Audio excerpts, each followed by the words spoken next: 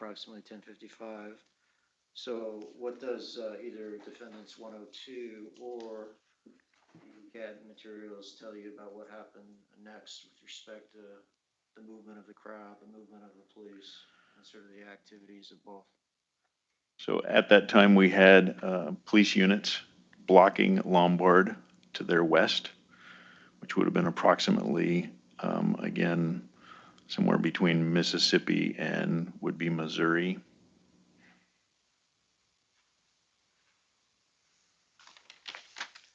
So why don't you make that P7?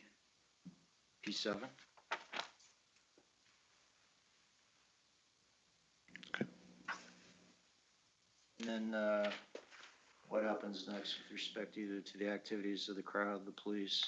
At 10:58, they light another dumpster on fire at Lombard and Albina.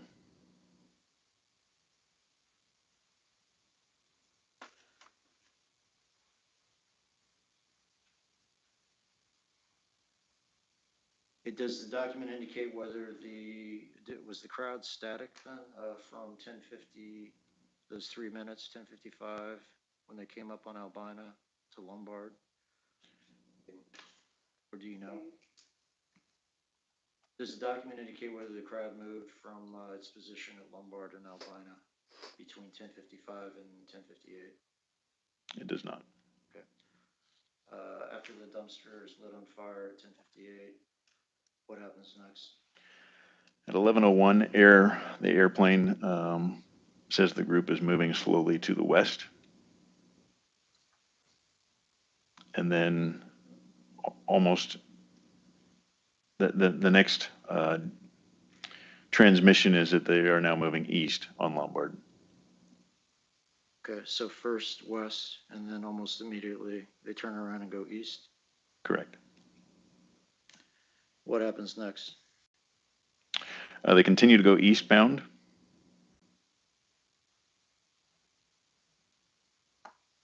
Till when? Until Mallory.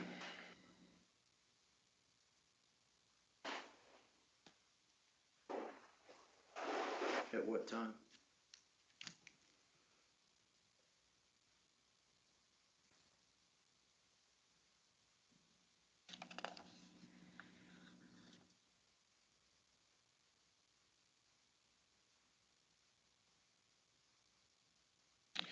That would be 11:14.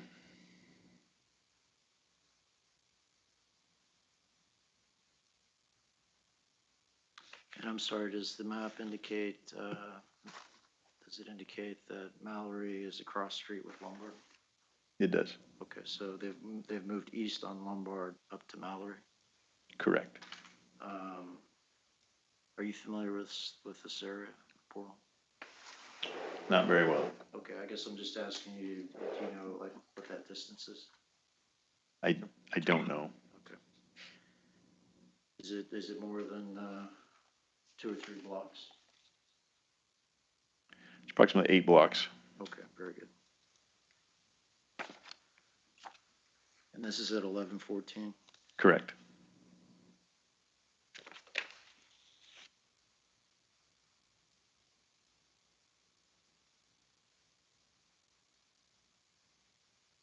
What, if anything, does the activity log indicate is happening with respect to at approximately 11:04 p.m.?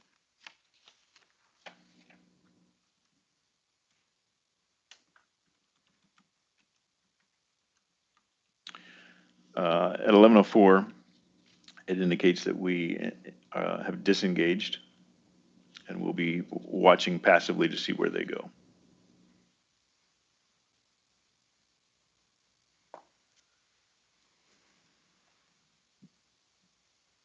Does this document and this information in this document indicate to you that as the crowd is moving east to Mallory on Lombard, the police have decided they're disengaging and sort of following the crowd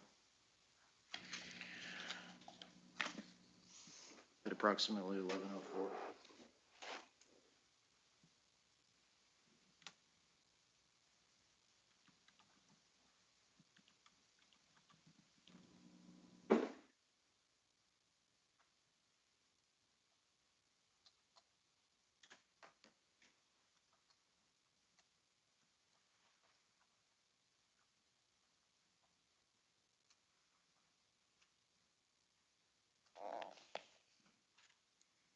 So at 11:04 and from that point, as they're moving, we're reconfiguring where our different units are.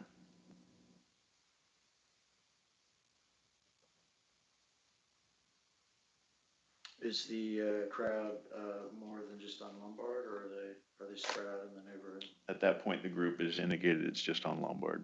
Okay, but the police units are positioned kind of in the neighborhood around Lombard. It's in, document indicates. So yes, we're repositioning them to different locations. Them meaning the police The police units.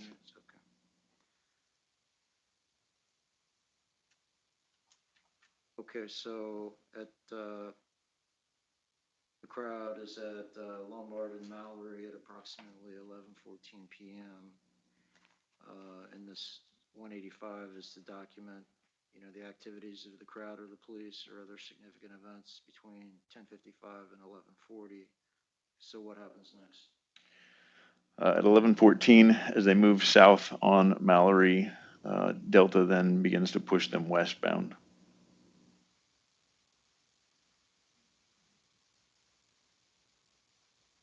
Westbound, does it indicate on which street? It would have been, at that point, Stafford. Okay. And what happens next?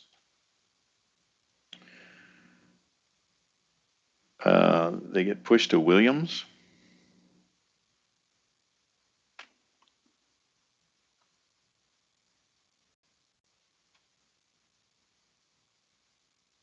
And then what happens next?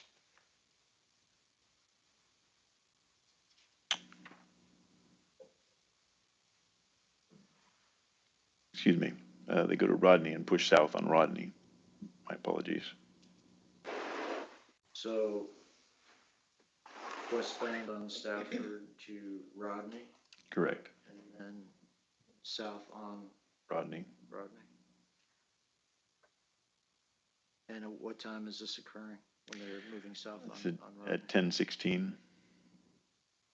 You mean 11:16? Sorry, 11:16, 23:16 hours.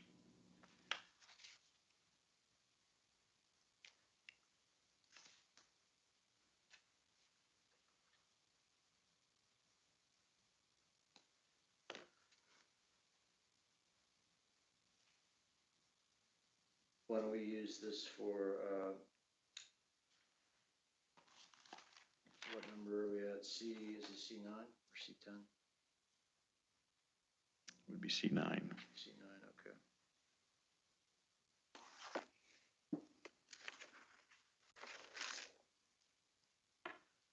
What happens next?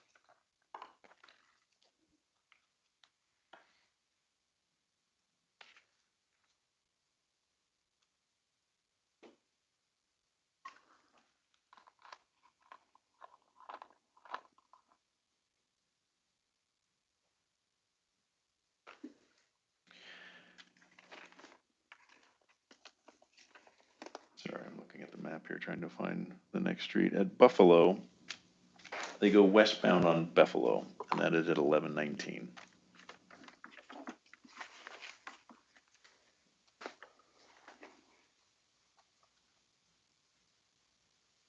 What happens next?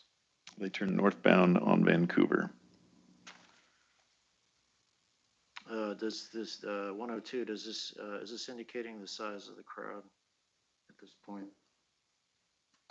At about At 11:11, the crowd is estimated at 150.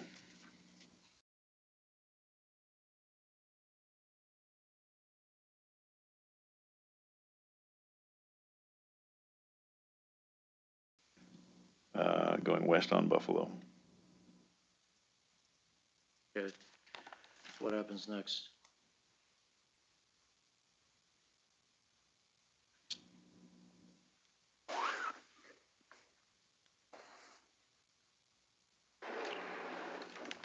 It says they turn northbound on the next street and they disengage. The police force The disengage? police unit is disengaging at 11:20. Air 1 at 11:21 says they're northbound on Vancouver.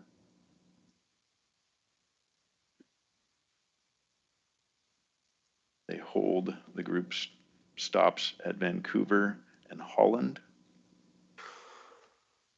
Then they head westbound on Holland from Vancouver at 11:22. Okay, why don't we use C10 for that?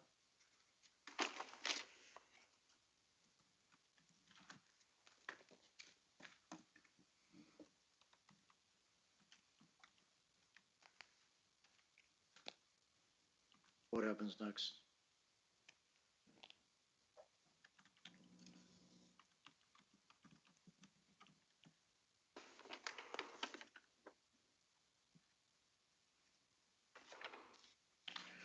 They continue westbound and then go southbound Kirby from Holland at 11:24. Mr. Manlove, we're just going to take a quick 5-minute break.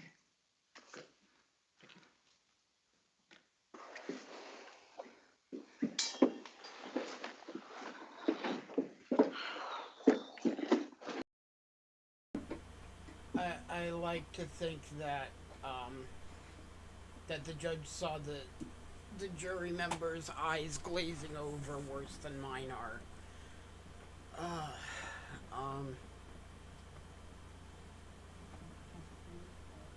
Yeah, I don't get what the...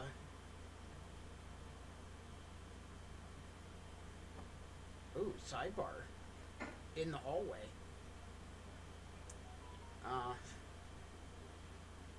Oh, no, not in the hallway.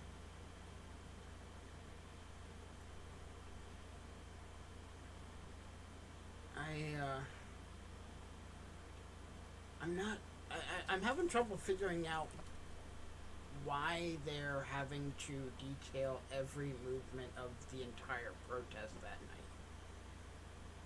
I mean, I get, you know, the broad strokes idea that there's a lot of factors that the police may not have known about, so they, you know,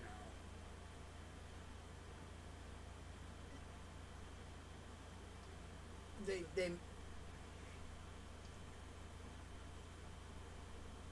in an abundance of caution for their safety, you know, an argument for that to try to explain their actions, but yeah, I'm not seeing the reasoning why we're having to go through every single movement of all the protesters and all the cops, you know, minute by minute. I'm just...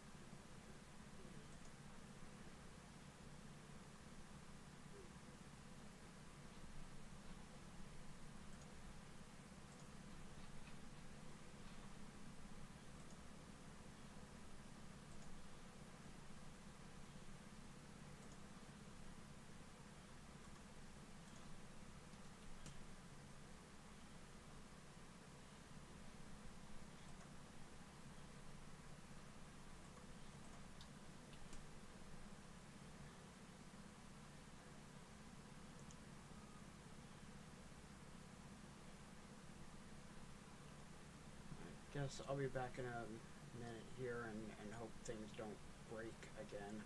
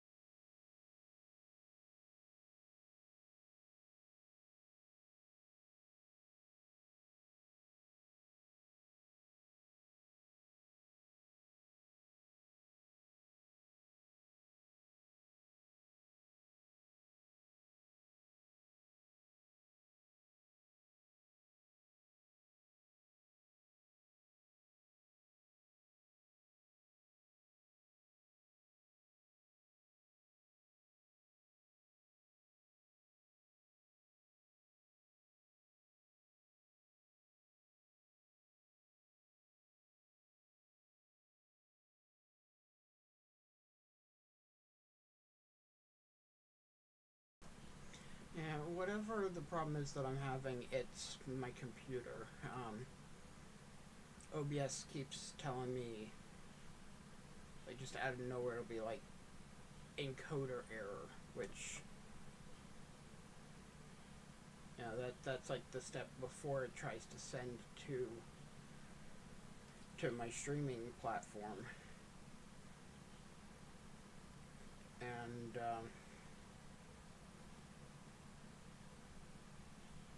yeah, like I said, I tried switching it from the from one encoding method to another one that doesn't work as well, but I have absolutely no idea why I'm having so much trouble this afternoon.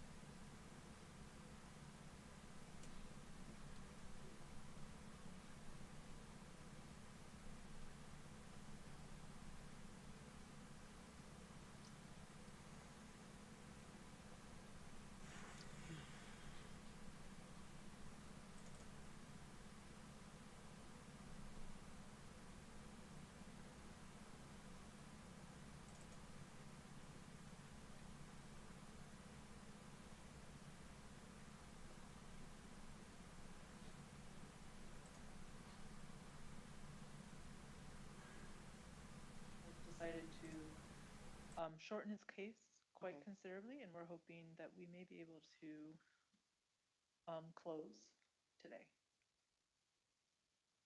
You mean rest or close? Rest, yeah, rest. I'm Okay. sorry. I'm sorry.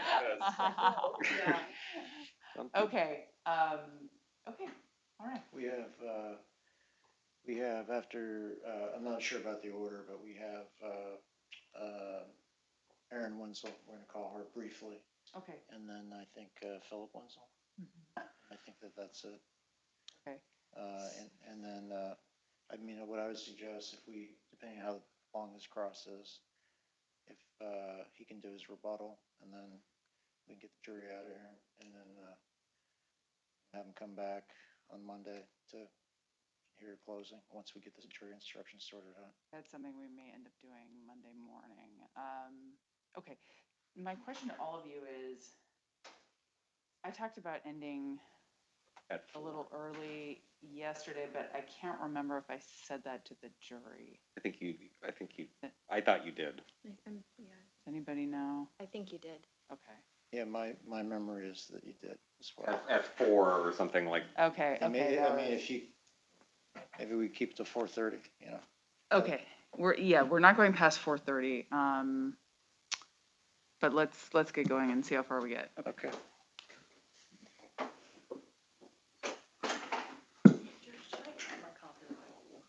Your coffee? Oh, no, it was coming up here on the elevator and everybody's wearing masks. I dropped my coffee. I wasn't sure if you witnessed it. Oh, no, no, It's another judge. no.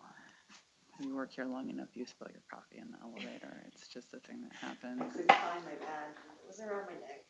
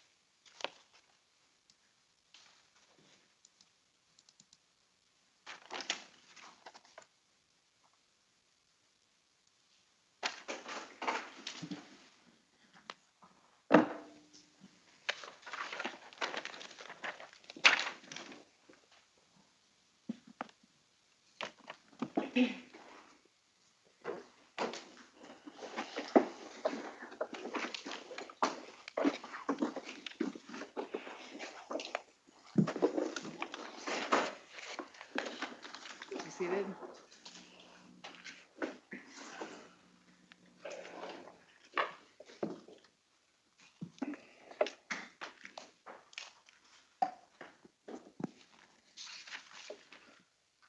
Commander Dobson, when we left before the break, you indicated that a defendant's 102 indicates at 11:24 that the crowd had gone to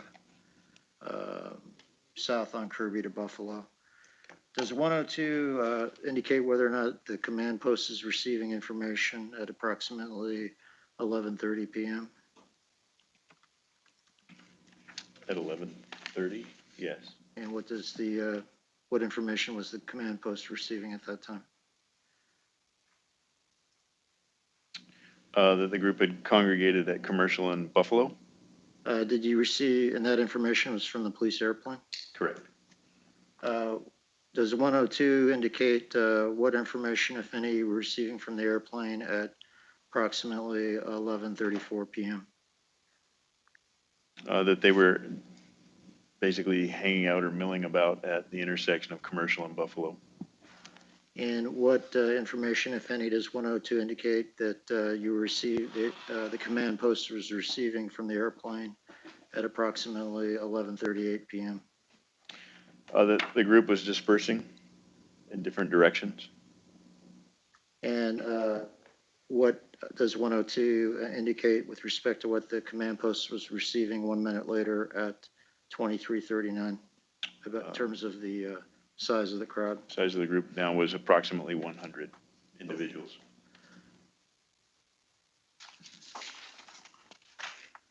On, I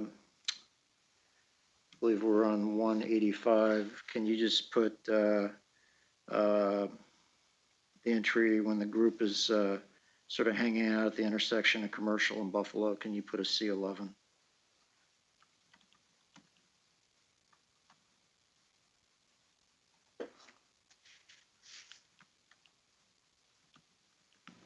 Okay. I'm going to show you an exhibit. Council, this is 170A. Sure.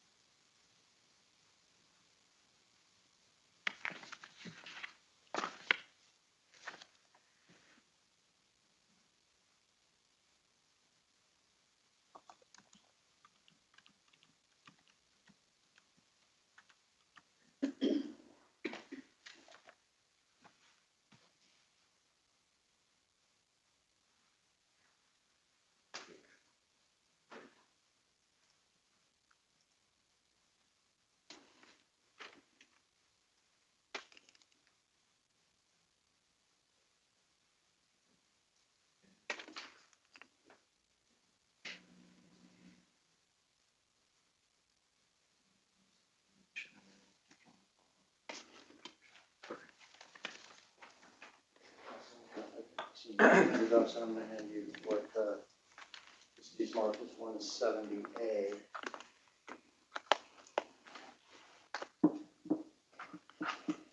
You recognize that document? Yes, Are you the author of that document? I am.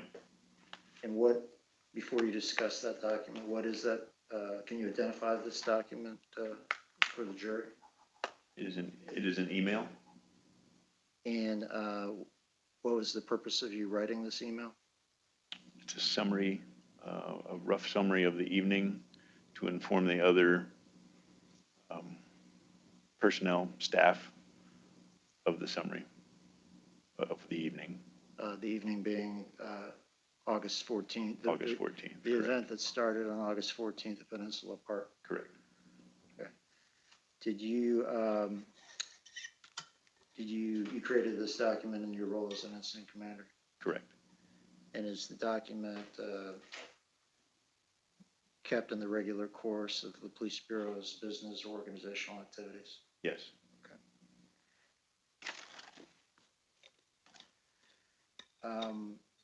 Was this a busy night for the Portland Police Bureau?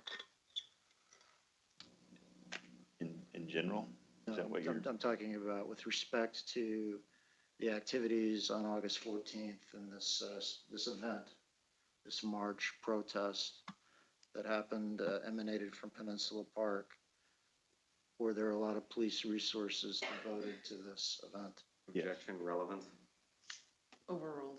You could answer. There was a significant amount of resources put towards this event.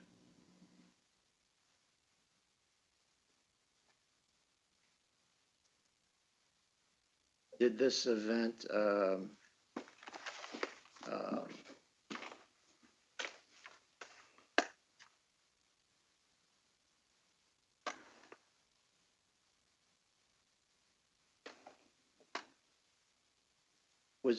did this event allow the police to respond to other critical incidents in the city that night? Objection, relevance?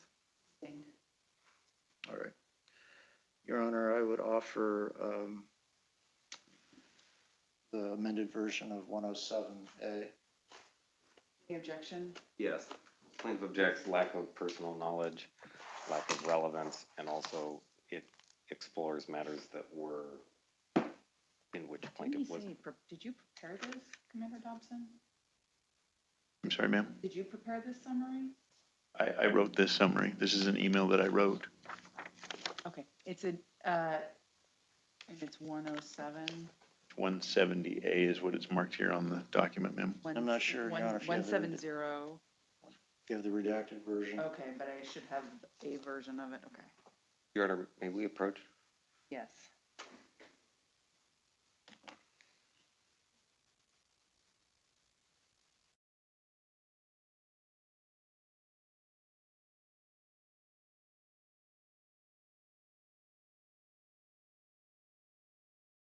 I can't help but get the feeling that the city's whole defense is basically boiling along the lines of it's your fault for being out there. You know, we're not responsible for our actions.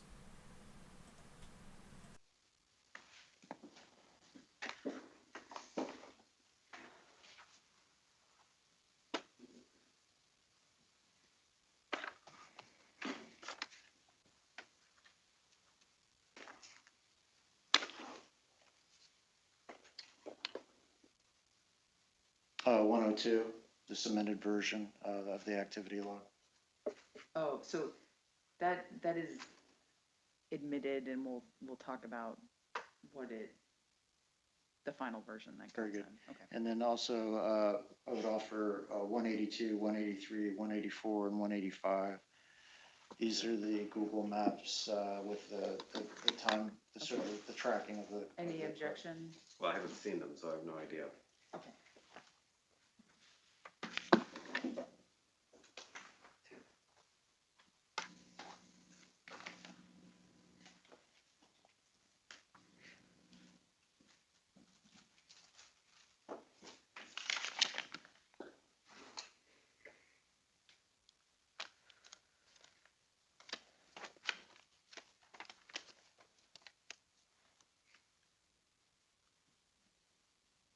It's the time. I see.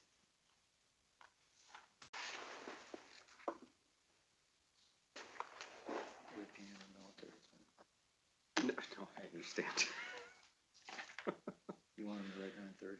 No, it's fine in military time, that's fine. Tracks the activity log. Yeah, I'm sure it does. Yeah, I don't have an objection to that. Okay, so those exhibits are admitted. Can I get a copy of it though, at some point? Sure. So, I mean, when I do my cross, I'll be able to use the exhibit.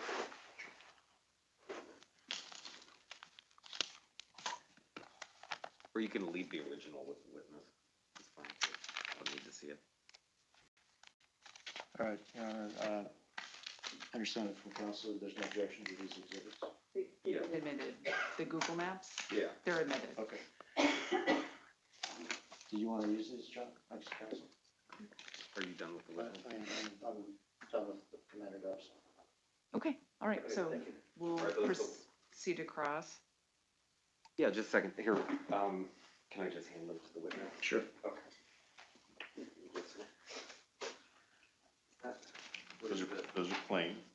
That's what I was using to fill this Okay. out. Sounds good. Sir, looking at the set of Google Maps in front of you, the first one represents what range of time? From 9 to 10 p.m. Okay. Can you identify where Ms. Wenzel was during that time on that Google map? I cannot. Okay, let's go to the next one. How about in that one? Can you put an X anywhere where you know Ms. Wenzel was? I cannot. Is that also true of all the rest of the documents? That is correct. I don't have any other questions. Thank you. Redirect. None, Your Honor. Right. Are there juror questions for Commander Dobson? This year's kettle corn. Oh,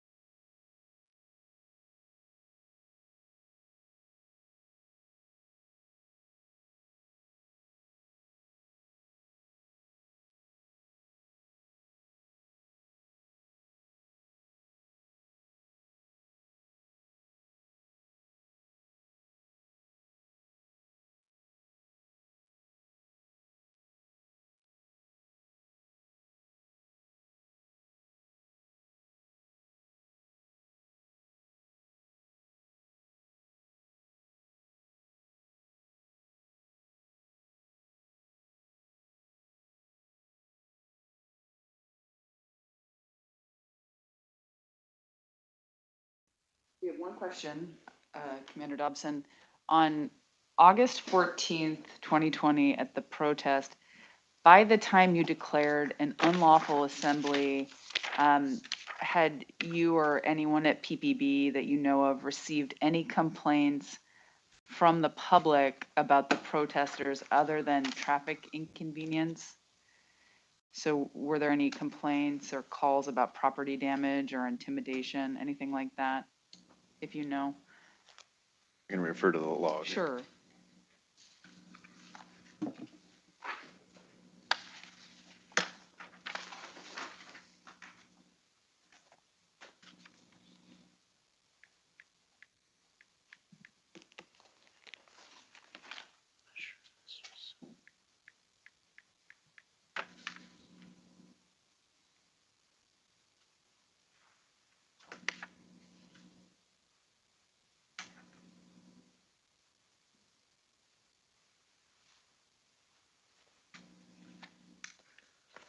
Prior to that, I do not believe so. Okay, thank you. Any follow-up questions, Mr. Manlove, based on that question? I'd like to see if a document refreshes the witness's memory. I'd have to do that. Sure. Commander Dobson, I want to show you this in the highlighted in orange and just, if the question is, does that refresh your memory about information you may or may not have received in the command post?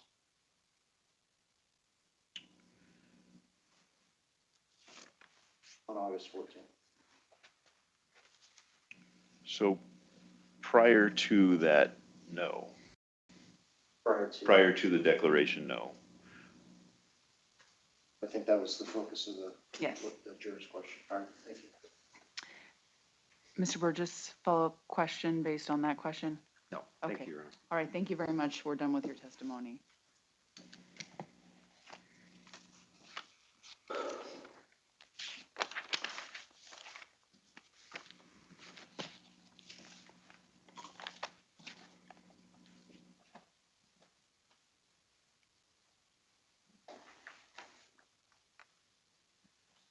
Can I have your black? Can I have your CAD, please?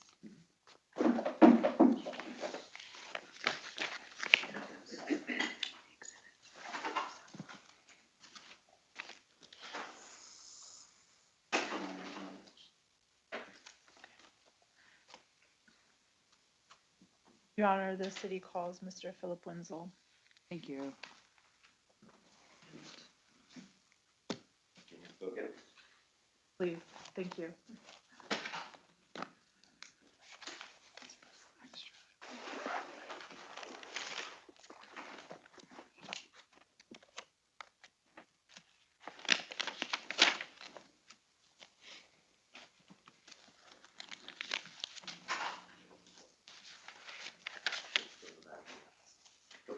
You didn't know that he was gonna be called just now.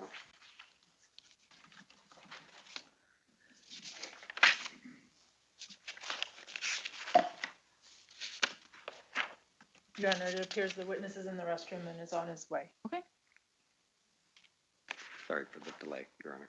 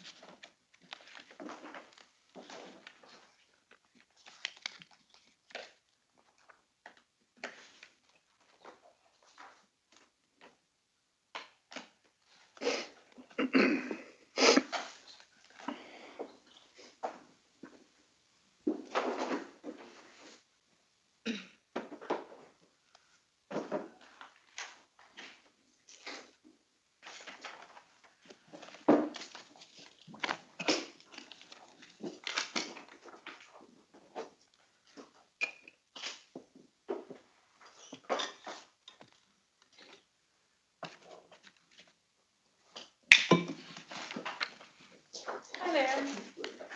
The witness box is right over here. You want to just step into it and remain standing, and I will swear you in. Please raise your right hand. Under the penalty of perjury, do you solemnly swear or affirm that the testimony you are about to give in this case shall be the truth, the whole truth, and nothing but the truth? Yes. Okay, you can take a seat, and please state and spell your full name for the record. Philip John Edward Wenzel. Philip with two L's, last name Wenzel.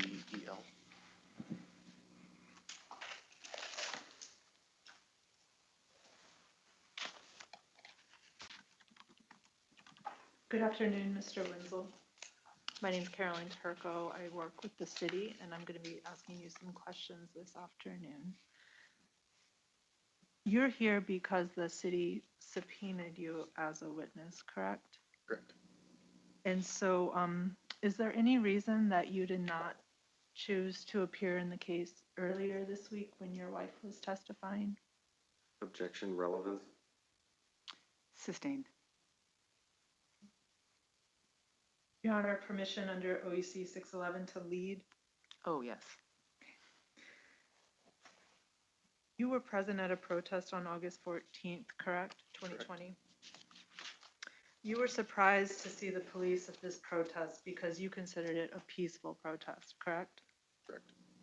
You did not see any dumpsters on fire. Correct. And you did not ever see any projectiles being thrown. Correct. You did not hear the police make any announcements. Correct. You never heard the police declare that this protest was an unlawful assembly. Correct.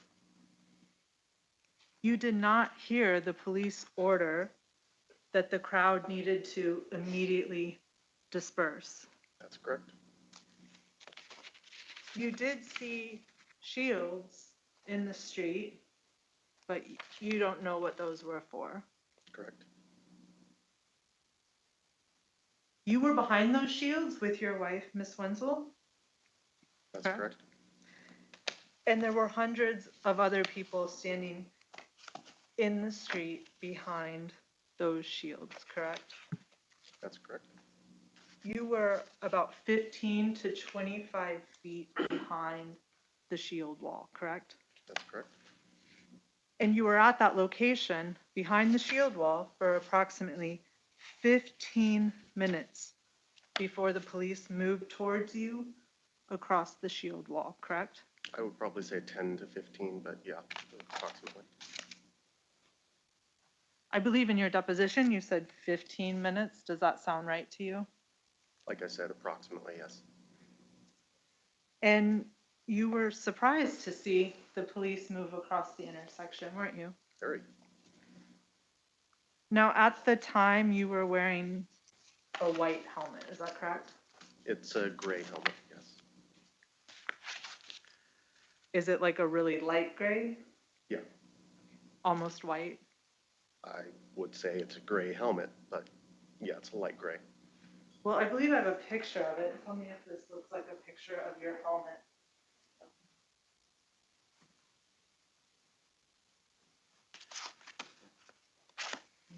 Oh, no, no objection. Just so we're clear, because it looks white to me. Is Yeah, that your helmet? that is my helmet. Okay.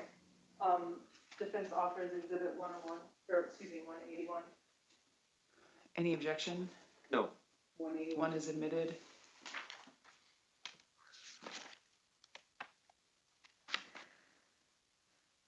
And at the shield wall, you were arrested and got separated from your wife, correct? Correct. And Miss Wenzel first learned that you'd been arrested when you called her, correct? Correct. She was completely alarmed, had no idea. Correct. I won't characterize her response, but I believe that was her response generally. You believe she was alarmed? Yeah. Surprised? Yeah. And you believe that you were arrested for no cause, correct? Objection, relevance. Sustained. You claim that you did not punch Officer Floor, correct? Objection, relevance. Overruled. You can answer the question. Correct. I did not punch Officer Flora. You did not punch her twice in the head, correct? Correct. Same objection. And when she went to the ground, you didn't punch her again in her side. That's correct. And I'd like you to look at the woman in the rear corner of the courtroom. Do you recognize her? Nope. Would you disagree that that's Officer Amelia Floor back there? No. Now, I'd like to talk about your wife's injuries. After the August 14th protest, she had 2 broken arms, correct? Yes. And she had 2 inoperable arms. She could not operate her arms. That's correct. She kept both her arms completely immobile. For the most part, yes. She couldn't move her arms for several weeks, so you handled everything. That's correct. You helped bathe her. Yes. You combed her hair. Yes. You don't recall if you had to help her get dressed, though? I didn't in my deposition. On recollection, I believe I did for the first week or so. You helped your wife get dressed for a week or so? Probably, yeah. And you, at the time of your deposition, you didn't recall if you had to brush her teeth or not. Do you recall that now? No, I don't. So you may have had to brush her teeth for her? I may have. You had to open the fridge door for her? That's correct. And you had to walk the dog? She couldn't walk the dog for 3 months, correct? That's approximately correct. And by your perception, your experience was that it was 1 to 2 months before she could start moving around and do anything like cooking, correct? That sounds about right, yes. And she still has mobility issues, doesn't she? She's not back to normal, is she, physically?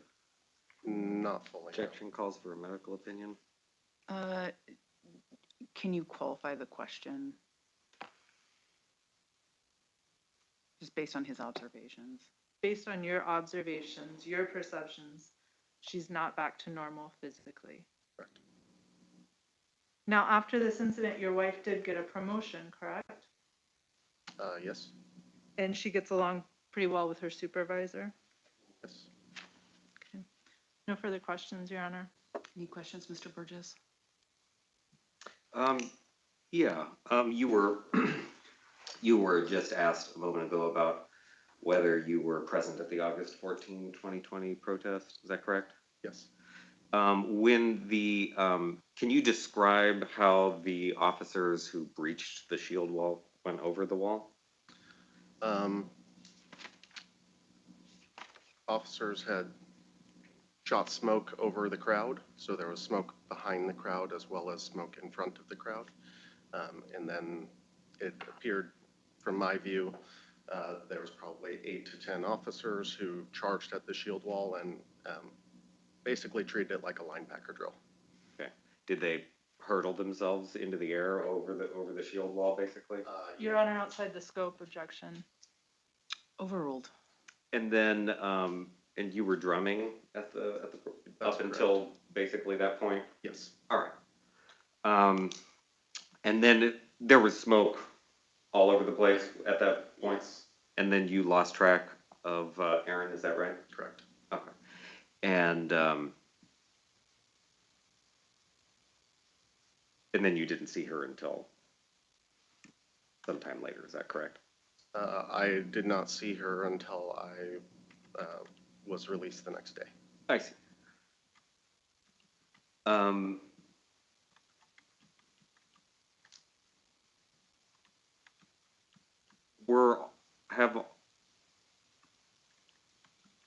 Strike that. Plaintiff has no other questions. Redirect. No, Your Honor. Are there juror questions for Mr. Wenzel?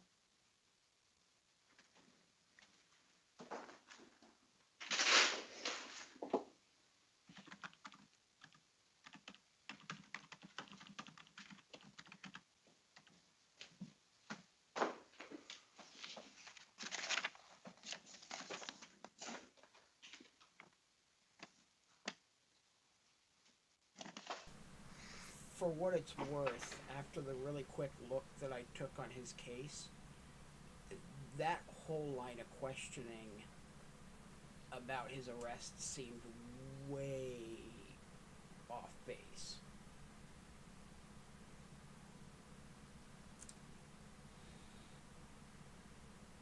I'm guessing they were doing it to try to impeach his state, basically trying to paint him as he lied about punching this cop, so he's probably lying about how injured his wife was. But that just,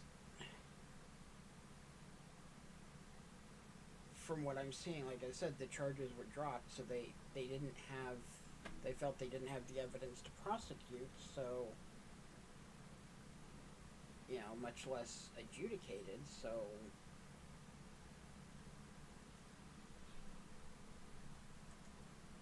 unless I was missing something way off base when I'm looking here.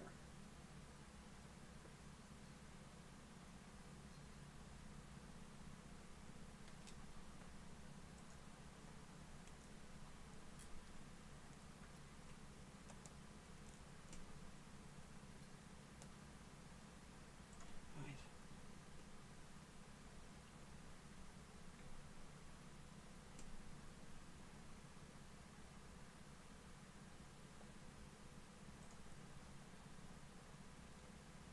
Yeah, I'm pulling down the order here. There was an order on a motion to dismiss with prejudice.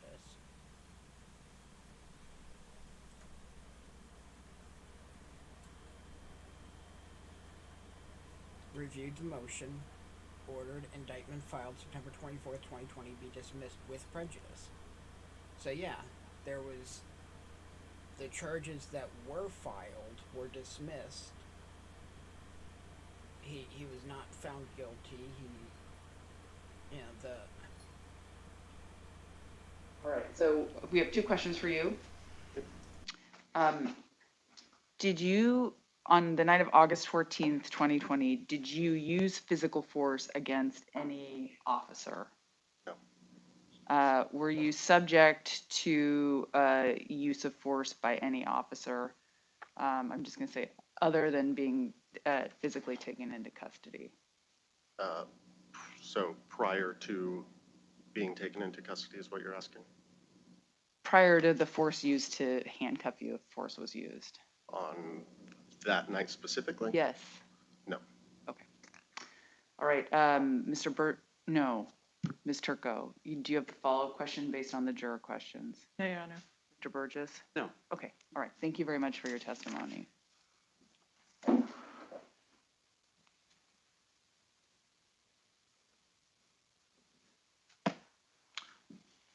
City calls Erin Wenzel back to the stand Okay. briefly.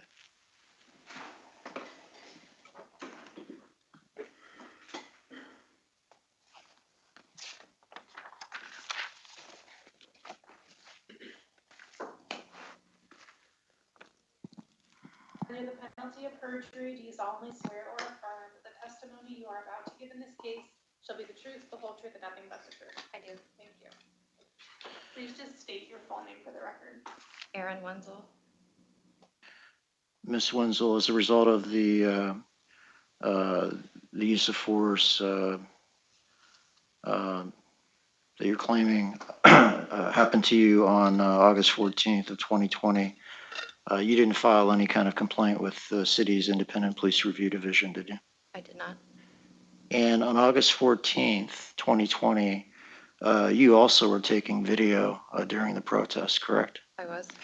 And you've given all that video to your attorney, haven't you? Yes. Nothing further. Any cross? Yes.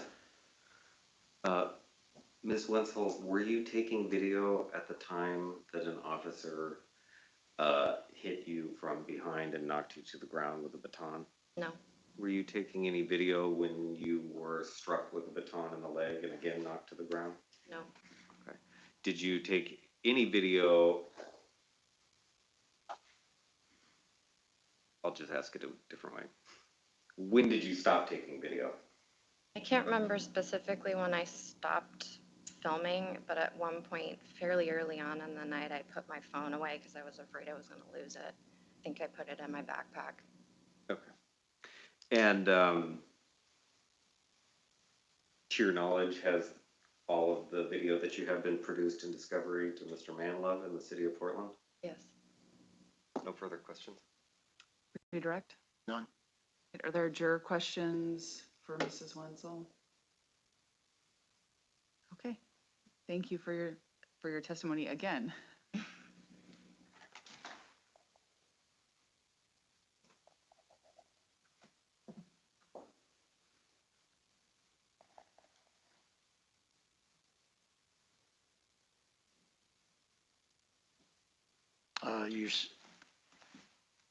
The city restaurant. Okay. So is there any rebuttal case? Your Honor, may I approach? Sure.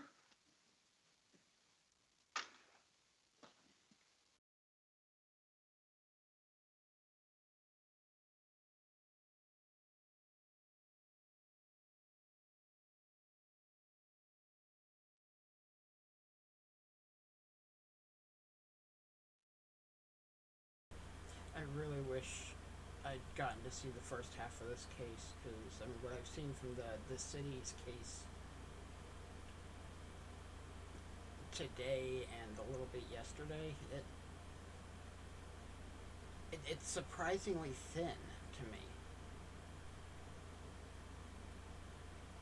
Maybe it's because they have to focus on big picture, and you have, like they said, 200-300 people that they were trying to keep tabs on, whereas, the plaintiff, it's one person that's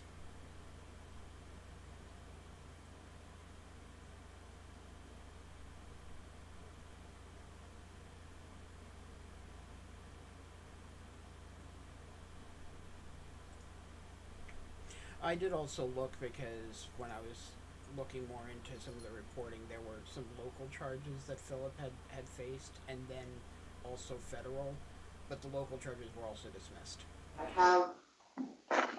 Well, a little bit of not great news for some of you, and I think mostly good news for all of you. So I know that I asked Anna to poll you about whether or not you still wanted to wear masks in the courtroom on Monday because our policy is changing. And now that I know that the majority of you don't want to wear masks or don't care, I now know that my news is not great news, which is that until this trial is done, just because I am so mindful that I have to get this case done with a full jury, I'm going to keep the mask policy in place.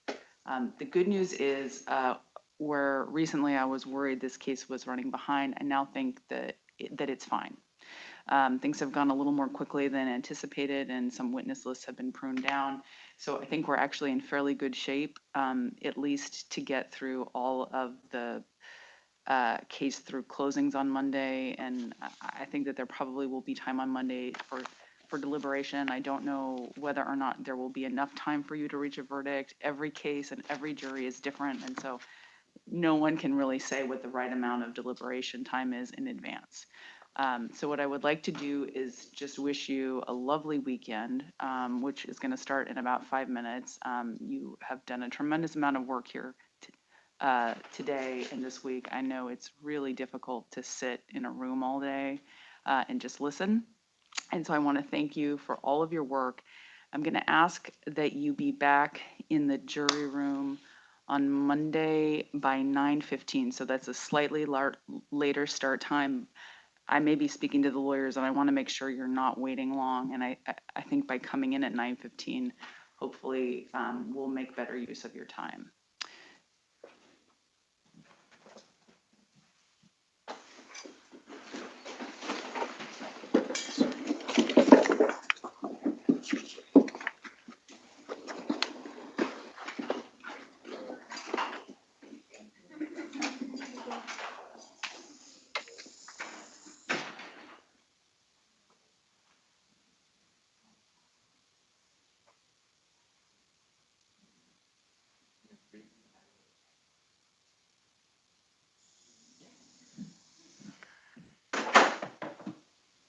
Okay, so we have many things to talk about. Everybody who wants to sit down should sit down.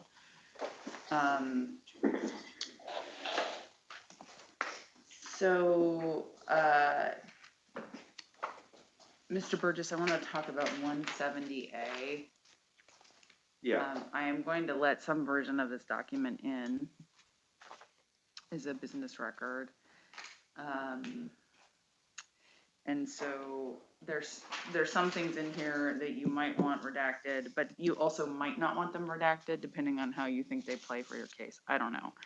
Are there additional redactions beyond what the city has removed?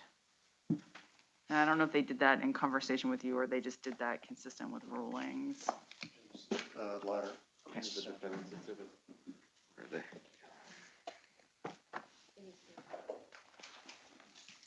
What exhibit number is this? It's 170A.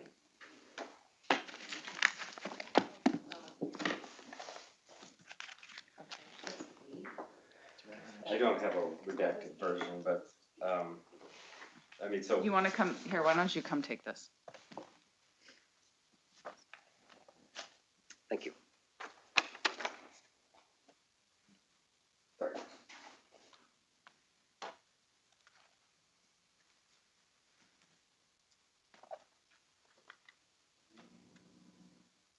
Do we have a different version?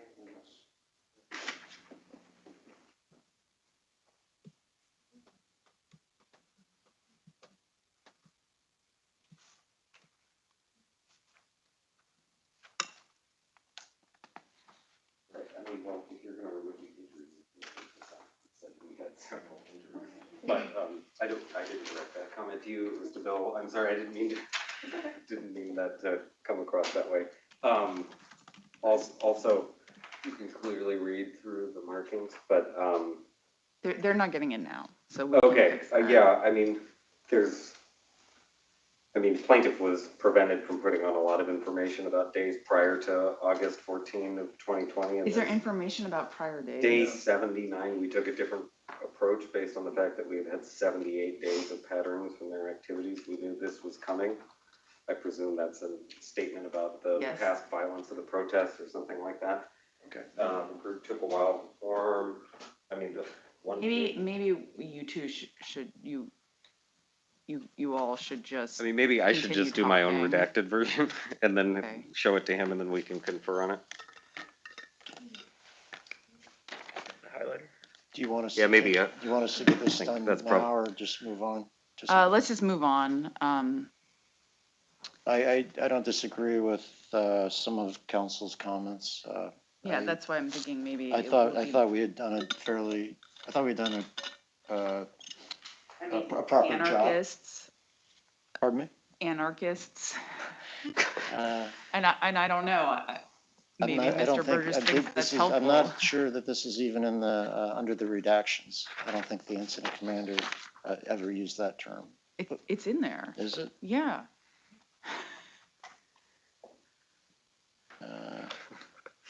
Okay, well, we'll take care of Okay. it. Well, I mean, I think No, I think I- the judge is right. I might want that in there now that I'm thinking about it. Does it say hippies too? Okay. While I'm looking at it. Have them yet? Oh, okay. 70 remained and almost all of the anarchists had left. That's funny. Okay, my plan now is to just move to kind of a cursory discussion of the jury instructions. Your Honor, Yeah. I'd like to make a brief statement on plaintiff's rebuttal case. And just ask that any videos, again, be shown to counsel and the court. If it wasn't produced in discovery, it would have to be impeachment, and I just don't know that.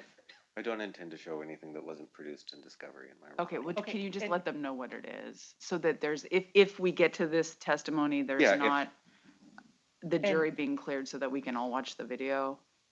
So you're, Yeah, of course. has the court decided then that Mr. Burgess and plaintiff will be allowed to put on some kind of rebuttal? No, I said that what I wanted to do was talk about that Monday morning because I Right. just don't know. I mean, he hasn't said, that document covers a lot of time and I don't know what, I'm not even sure he knows. And so we'll just deal with it early Monday. But if there are videos or documents you intend to introduce, they need to be given to the city over the weekend, Okay, by noon on Sunday, okay? understood. I mean, what I would say is I cannot anticipate, or I cannot imagine that I would offer anything that hasn't already been offered as an exhibit in this Okay. case. So it's not like the kind of situation where I'm gonna bust something out that nobody's seen. Okay. So, yes, yeah. I did The find it. anarchist rock. It's right there. These are just the compiled jury instructions between Oh. both parties. Thank you very much. What we submitted is just Oh, great, thanks. Just so we're clear, this document doesn't say Antifa, it says anarchist, just, She said anarchist. so. I'm just, but I'm redacting it. Okay, so you have a copy of the consolidated instructions.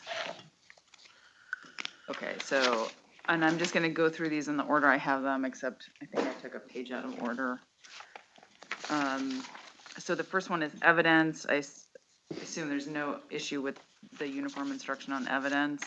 No. So now I'm moving on to evaluating witness testimony. I don't think there was any evidence of anyone being convicted of a crime, was there? Nor was No. there evidence of character for truthfulness? I mean, Yeah, Your Honor. Okay, so the 7 through 9 will come out. Witness false in part. no objection? Does the city want that instruction? Yes, Your Honor. Okay, then witness false in part will be given. Physical facts, any issue with that? No, Your Honor. guess I have no, I don't quite know what it means, but I don't object to it, I guess. What? Is it even pertinent to this case, or? So Anna is pointing out that we think you requested it. So it's- I requested, okay. It's one of my But I mean, you faves. did. Okay, so yeah, I think well, it- I may, well have. I think it's applicable here. Okay, that's fine. Expert witness, the expert, was there an expert? No, well, there were doctors and there were some hypothetical questions, I think. Does anyone think that there weren't? No, I think that's appropriate. Okay, so we'll give the bracketed part of the instruction. Did I receive evidence for a limited purpose? I don't think so. Well, I think the evidence concerning, I mean, defendant argued that the admissibility of the allegations of Ms. Floor against Mr. Wenzel was that it went to her emotional, like that she was so affected by having learned that she was married to a person who would assault a police officer, that was the stated basis for the relevance of those questions. But I don't think there's a special instruction on the stated relevance for any particular piece of evidence, so I don't think that applies. I think it's where you can consider something for notice, but not the truth of the matter asserted, something like that. So I'm not going to give that instruction unless anybody can convince me that I should. So there were stipulations of fact. There was this statement that I read about what Officer Lehman's testimony would have been, and I'm not sure. Okay, good. It's about to look in the recycling. And then, are there other stipulations of fact? I have we did discuss something one, about but we medical didn't- bills. I have a note about that, but no, I don't actually remember a stipulation about medical So bills. we I sent over a proposed something over and we just haven't hashed that one out yet. Okay.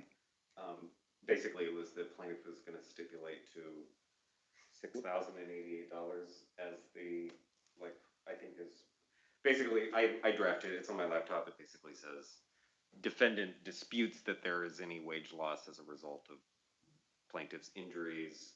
The parties, however, stipulate that if Ms. Wenzel has This is the wage, amount. that this is the amount. It's Can something you, like can that. you email that to us? Yeah, So that for we sure. have it, okay. Well, I would have, but I wanted to get their response Okay. before I contacted the court. Okay. Your Honor, I think we also discussed, I mean, it was a limiting instruction, but I don't know that it was given, and I think this would be an appropriate place to put it. The doctor talking about seeing a video in which plaintiff appeared.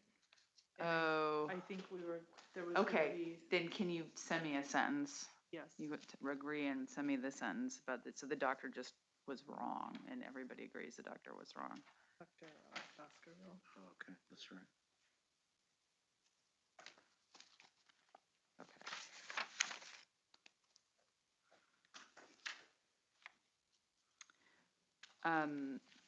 Oral admissions. Anybody want me to give that? Yes. No objection. Okay, I'll give that. And then admissions, are these, the defense requested admissions, are they from a request for admissions? Yes, Your Honor. Okay, so, and what I want to do is The plaintiff had responded to these slightly, I mean, to a handful of these. okay, That so, we requested alterations to. is it the same recording that's given at each of these locations and times? Is it, because what I'm wondering is, this, They're slightly different. oh, it's about the street. So my concern about this, and so reading these instructions is going to take forever, and it's just going to be like just horrible story time. And I'm wondering if there's a way to consolidate this particular instruction, because it's just going to take forever to read. The city wants to emphasize the various locations and multiple times, and so I think the consolidating them might, I mean, it was our intent to make it pretty broad within the, 36 allowable requests. So I mean, I don't think we're necessarily opposed, but I don't know how we would do it because there are differences. Okay. couldn't we just have one, an admit, it just says, and I don't want it to say, it shouldn't say plaintiff admits, it should say, like, it is established or something. I don't think it should be articulated in those terms personally, but it could just say that, Maybe in the stipulations of fact. right, it could Well, just they say, are- and just, yeah, I get that, can I talk?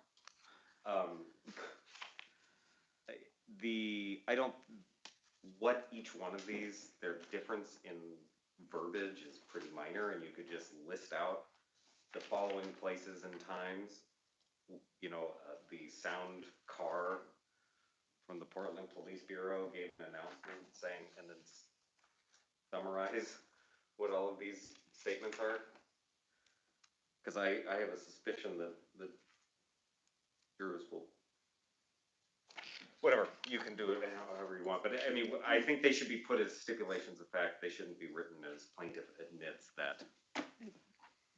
Well, that's exactly what they were. Because, There were requests for admissions that were filed and served, and the response was untimely. I filed a document called deemed admitted pursuant to the rule.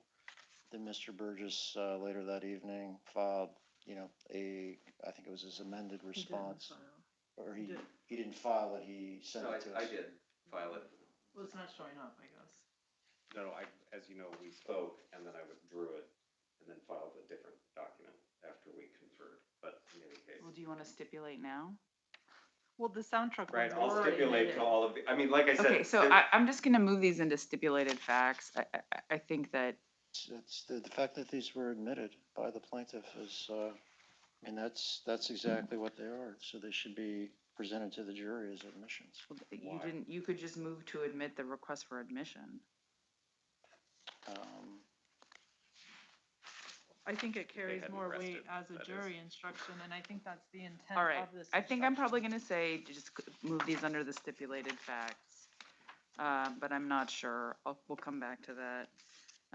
Less satisfactory evidence. Anybody want this instruction? Okay, No objection. okay. Pleadings and issues, summary of the pleadings. Well, actually, let's go back. Can we go back to less satisfactory evidence? I don't know that we have sort of this absence of evidence, but I don't know that either side has put on deficient. I mean, it's sort of like the best evidence rule, like, Do you want it or don't want it? I'm wondering what plaintiff's rationale is for this. What That doesn't evidence- tell me your position Let's take it out. on it. Okay, well, I guess in the absence of like some discussion, I would want it taken out. I don't think it applies. Okay. Mr. Burgess? I think it should stay in there because, first of all, the defendants are in a much better position to maintain accurate evidence of the behavior of their officers, and I think the jury could look at the fact that they failed to identify the officer that attacked Ms. Wenzel or to provide and conducted such a cursory attempt to ascertain what the person's identity was, as we saw during the examination of Lieutenant Chaining, that I think that the jury should Okay. be able to So, be given so at this point, instruction. I'm trending toward giving it. I'm not sure that I'm gonna give it. We'll talk about this stuff more on Monday. Can I put something on the record, Sure. Your Honor? Any argument into the city's, deficient investigation, I believe was excluded. So if that's where plaintiff intends to go in closing, it's impermissible, and I just want to get that on the record now. Okay, so does anybody want the pleadings and issues or summary of pleadings, not evidence instructions? I don't want to give these. Okay, fine, with me. I have no objection to removing it. Okay. Does the city want them? I don't think we care, do we? No, that's fine. Okay, so now I'm moving on to burden of proof. Does the city have affirmative defenses? Well, it did, it had I mean, it has the tort cap. right, and Comparative negligence. yeah. Comparative negligence. Okay, so here is my question, which is why are we even talking about that? Because if the negligence claim is in the case is failure to train, the causation and the damages is only there if there's a finding on the assault or battery. So how is comparative fault or comparative negligence a defense to that type of claim?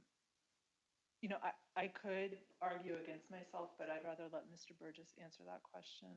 I think he has, But you've raised it. You've raised it. and So, he's failed to move against it, and we haven't heard any sort of but I motion. only instruct on the law that applies. That's my job. So that's why I'm asking. Well, the failure to train argument could conceivably go that after, with a large group of people, how does the city appropriately train in relation to crowd control with large groups, with the anomalous situations? We train appropriately, single-use baton, person on person, but when it comes to a crowd, I think that's where Mr. Burgess is going with this. And so if part of our procedure is to give announcements, ask people to leave, ask people to get on the sidewalks, and if plaintiff failed to follow through with any of those directions, there is some comparative fault. But it's not a defense to an intentional tort. Correct. It's a defense to plaintiff's negligence claim. But they moved against and the court granted that claim, that motion. So I don't have a straight negligence claim. There is a negligence claim in the case, correct? Failure. Yes, but the causation and the damages for that only exist upon a finding of an intentional tort. There's no causation unless there's a battery or an assault. Yes. I mean, they've argued that in their motions in limine. That's correct, and I don't think that this is, I don't think that the city's position is at odds with what the court's describing. The city's not asking for comparative negligence or comparative assault or comparative battery. We're asking specifically for comparative negligence. In the face of a failure to train, what was the training deficiency? Was it the crowd? So was it the behavior of the crowd? The theory is her negligence is just in being there to be assaulted? No, Your Honor. I mean, I would look to the pleading for how the comparative negligence is stated. I think that's going to govern largely the city's argument unless we, move to conform to the evidence. But yes, there is evidence in the record that plaintiff heard warnings for an hour and a half and was behind a shield wall and failed to make any changes with her behavior. And so, yes, there is comparative negligence there. I mean, are we shooting ourselves in the foot with this argument? Plaintiff can say that, but it's an issue of fact for the jury to decide. So if you can find some authority that a negligence claim that is only proven through a predicate intentional tort has a comparative negligence defense available to the defendant, then I would be very curious for that. Well, I'm going to bet that Oregon case law is not so expansive, but I don't think that that's always a safe bet. So anything that's persuasive would also be helpful. Okay. Turner, do you want to hear from me at all on that, or no? Well, you've already said that you don't think that there has to be a finding on the battery or the assault to get to the negligence claim. So anything you would say would be contrary to what you've already represented, I think. So no. Well, I mean, I lost on that. It doesn't mean I can change now that I've already lost on it. So I'm looking at the preponderance of the evidence instruction. So I'm not going to read the bracketed part. I don't think it's helpful to talk about other standards. And then I'm looking at the City of Portland acts through agents. I am inclined to just take out the last sentence. I think that that's just an explanation for how a UCJI has been modified. It's not part of the, I don't know who requested this, but, I think that's me, or at least, I don't know where that second. okay, so I'm not Paragraph gonna is- read that second Yeah. sentence. Okay, go ahead. Your Honor? Yeah. The defense, I agree with what you just said, but I do have an objection, Okay. to the final sentence of that first paragraph. I think that that is a question of fact for the jury to decide, especially in light of an intentional tort and with training in the balance.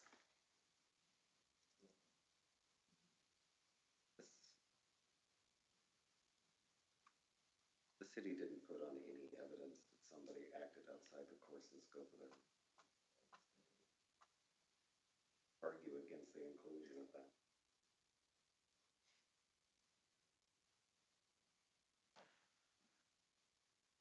I think, Your Honor, if I may speak, I think the issue is, it's, interesting because again, we don't have a known officer. Right. And I think, this could be a situation, hypothetical, if we did have a known officer that did this to Miss Wenzel, as Miss Wenzel has described, that, in some cases, the city's management and investigative process could conclude that that officer was acting outside of the course of their scope of employment, acting without their authority, and deny, coverage under the Tort Claims Act. So I think the proper instruction is the first sentence: the city can only act through its officers, agents, and employees. And then I'm just gonna take out that last sentence and then you can, Of the first paragraph, Your Honor. No. She means this. so I'm just gonna read, a city can act only through its officers. Any action by the police officers of the city is an act of the city if that act was within the scope.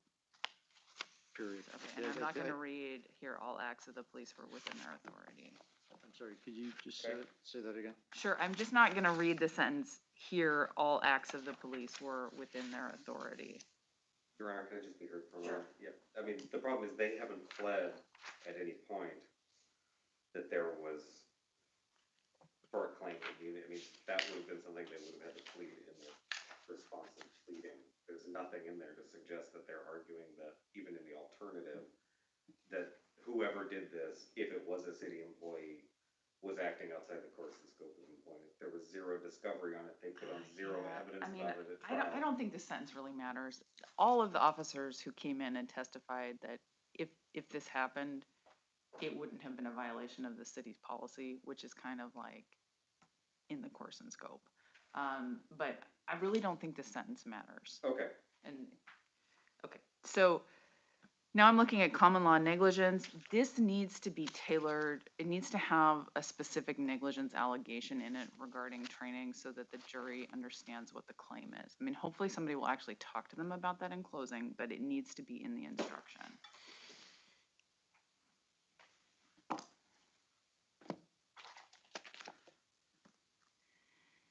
So it just needs to say the plaintiff has made a claim for negligence against the defendant, has made the following negligence allegations against the defendant, and then colon, and then it just needs to have a sentence. Right. So send us a sentence. Got it. That was directed to Mr. Burgess, Your Honor? Yes. Okay. Right. It's better if you agree, but, yeah. Okay, so now I'm looking at negligent conduct defined. I'm guessing there's no issue with that instruction. None from the plaintiff. Okay, and now I'm looking at foreseeability. Both sides want this? City does, Your Honor. Foreseeability? Yes. Yes. Okay. Right to assume the law obeyed.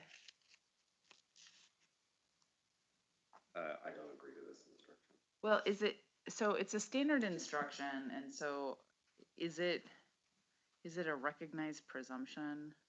I mean. Yes, Your Honor, OEC 311. I think it's the first one.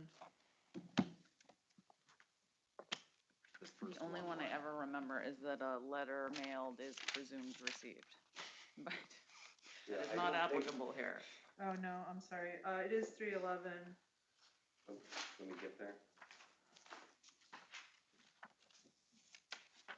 311, X. The law has been obeyed. Okay.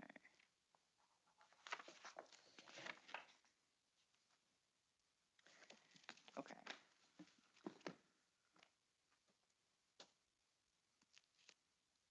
Okay, I'm gonna give that instruction. It's a standard instruction, and I think it is a correct statement of the presumption. So now I'm looking at comparative negligence. I don't know whether I'm gonna give that. I'm gonna come back to it. I don't know whether I'm gonna give the comparative fault instruction. So I don't know whether I'm gonna give the conduct of non-parties, comparative fault, not at issue.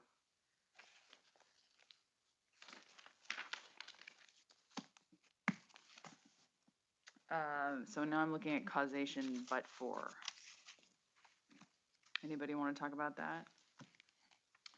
This was requested by both parties, Your Honor.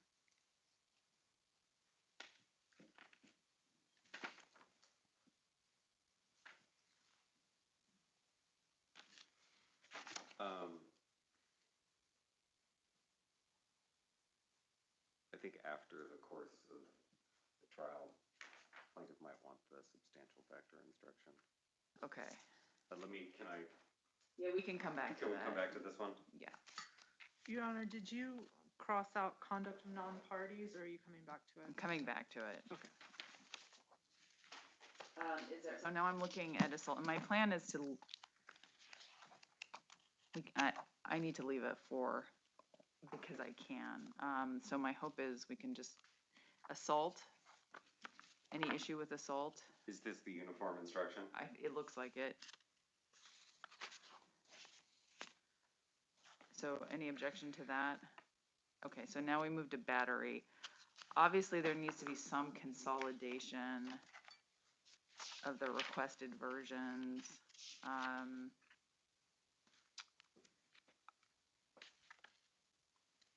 I will look at how to do that. Well, I mean, so first of all, I mean, it says, This is, I know where you're going. This should say on sub 2 defendants, it should say in order to accomplish an official purpose such as a dispersal or in dispersing the crowd, the arrest piece, that's a mistake. yeah, I mean, I think plaintiffs is the uniform instruction, and I think it's better and clearer. Well, the problem is that we can't ignore the fact that there's a reasonable force analysis that has to be employed because it's not two people on the street. It's a police officer and a citizen. And so there is case law that I think requires me not to ignore the interplay between the battery claim and use of force. And so they just need to be consolidated. So intent. So the city, and I haven't looked at this case, does plaintiff have an objection to the city's requested version or think it's not a correct statement of the law? Yeah, mine is the uniform jury instruction. I don't know what it's something they wrote, but it doesn't, there says, Like it's even more than an intentional act. That's amazing language. Okay, I will look at these cases. right, I think theirs is not quite accurate. And we'll come back. So now I'm looking at the damages preliminary instruction. What is the difference? Does anybody know? I'm not, Is there like a category of damages, like categories of damages? I'm not sure I'm not sure why, they seem to be the same, just skimming this well, over. yours says defendant's negligence and mine says defendant's fault. I think I just copy and pasted mine from the uniform civil jury instructions, so. Okay, so it's just a kind of a language, it's a style. Well, I think it shouldn't say negligence because I have two other claims. Sure. Okay, so So- we'll use fault. And so now I'm looking at the damages non-economic.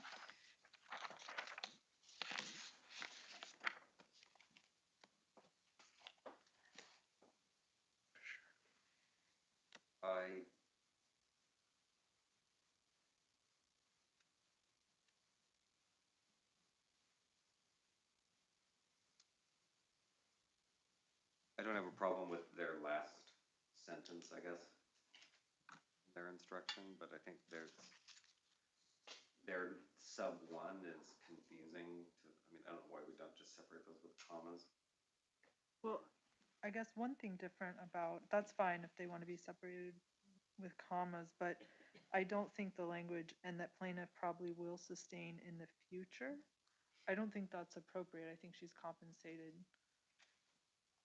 to date. It doesn't go into the future. There's no claim for future damages, whether wage loss, medical, in this case. Those are economic losses. Non-economic losses aren't constrained that way. That I'm aware of, but like I said, mine is the uniform instruction. Okay, So, yours which is that's how it's the- worded. So, My recollection is that's sort of an optional thing that you can. Okay, But somebody perhaps send not. me some case law on this.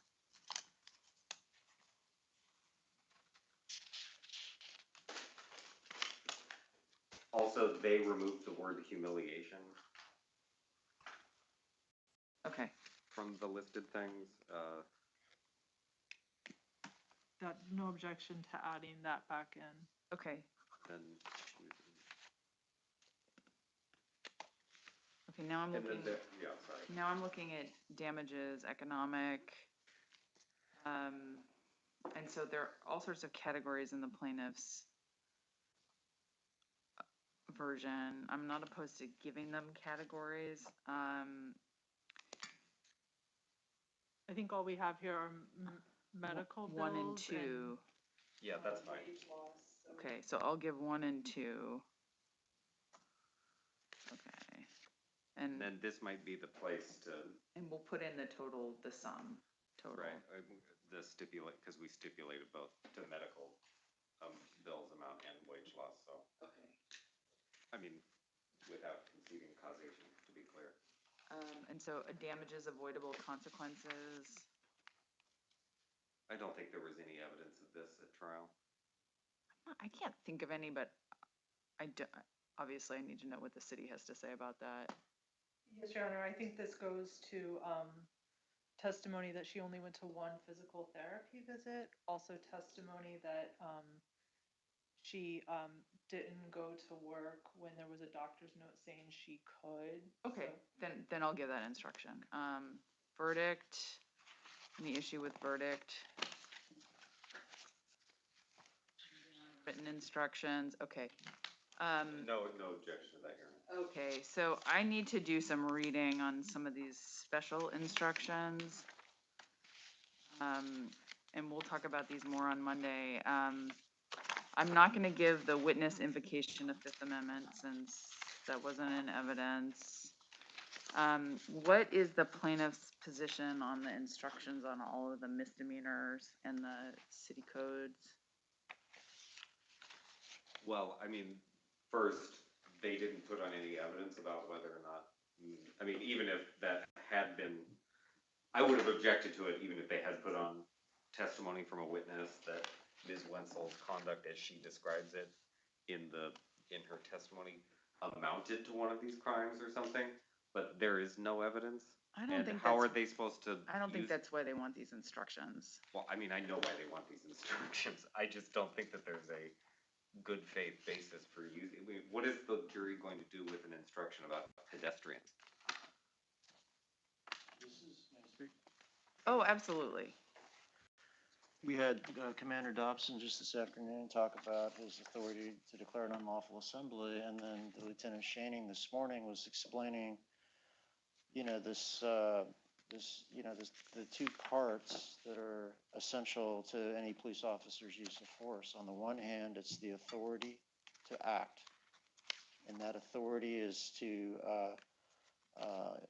take action with some kind of criminal violation, whether it's interfering with a peace officer for failure to obey a dispersal order, or interfering with traffic, or the city code's provisions of blocking traffic, and the authority that the police have under the city code to take arrest, cite, or take other law enforcement action. So we have, on the one hand, the authority of the police to act, and that's fine.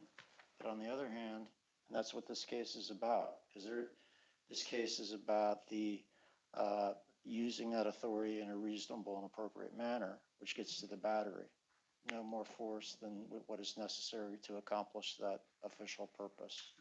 So we think these instructions are important for the jury to evaluate the case, and they're also consistent with the evidence of the case.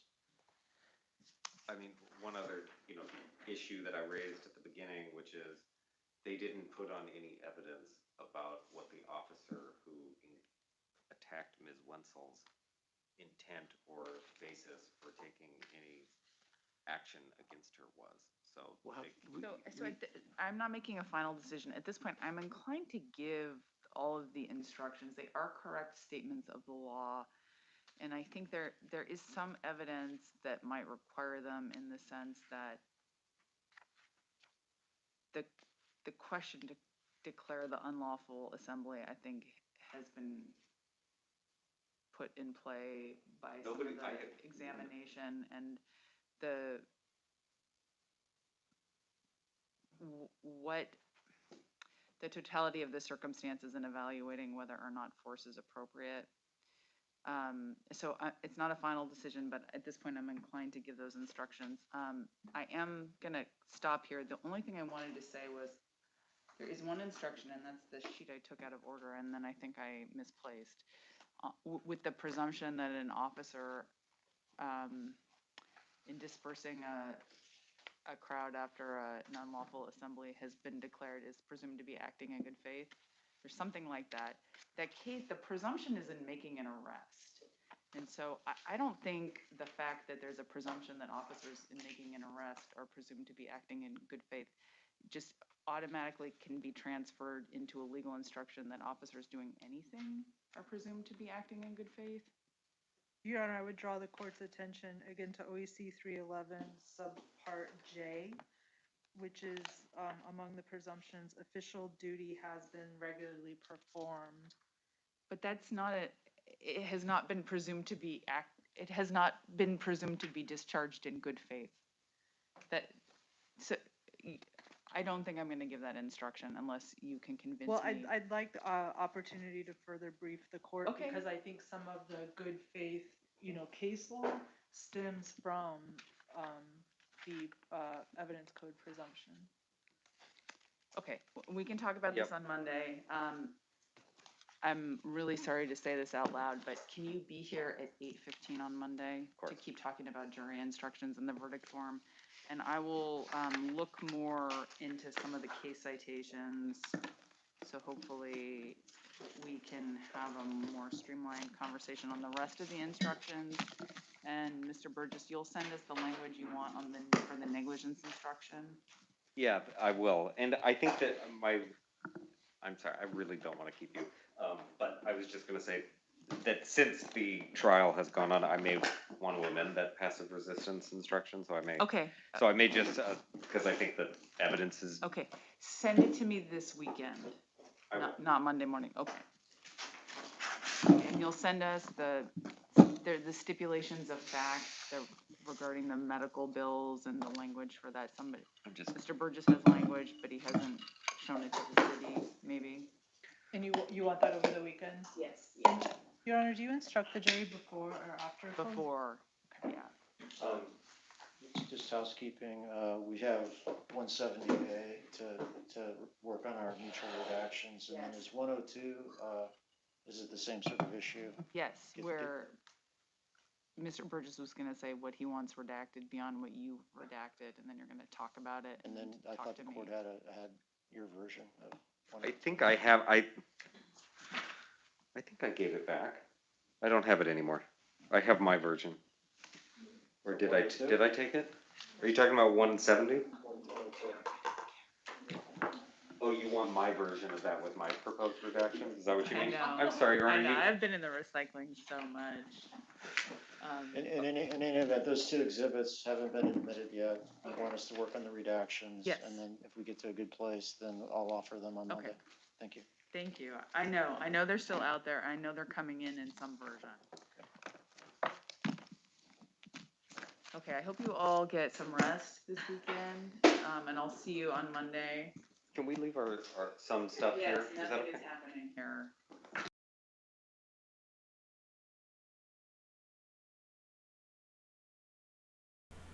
Okay, I guess we're adjourned for the day. So yeah, I guess there's gonna be. It looks like there might be a little bit of testimony yet on Monday, but it sounds like a lot of it's gonna be tightening up the jury instructions, and then after, they'll finish up any witnesses they have, closing arguments.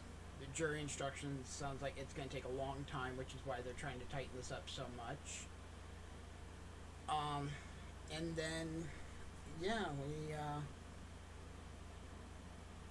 go from there, and like they said, they might get. Originally this case was, they were hoping to be done Tuesday, and then there were concerns that it might go longer. But it sounds like we might be able to get this done Tuesday. Definitely, I'm gonna be setting up to be ready to start covering the case. Probably be online like right after 8 o'clock on Monday. Come and join us. Like I said before lunch, if you haven't joined us before, glad to have you here. Go ahead and give us a like, subscribe, share it out to people who you think might be interested in this kind of thing. Hopefully we won't have the technical issues later that we had this afternoon. I still have no idea what the heck caused them. If you do want to support us further, we do have a link down in the video description where we have ways that you can financially support us. On top of that, if it's something you're interested in. But in the meantime, have a good afternoon, or good evening, good weekend. Try not to have too much fun, and if you do, hopefully it's something that you get named after. Or that gets named after you. Take care.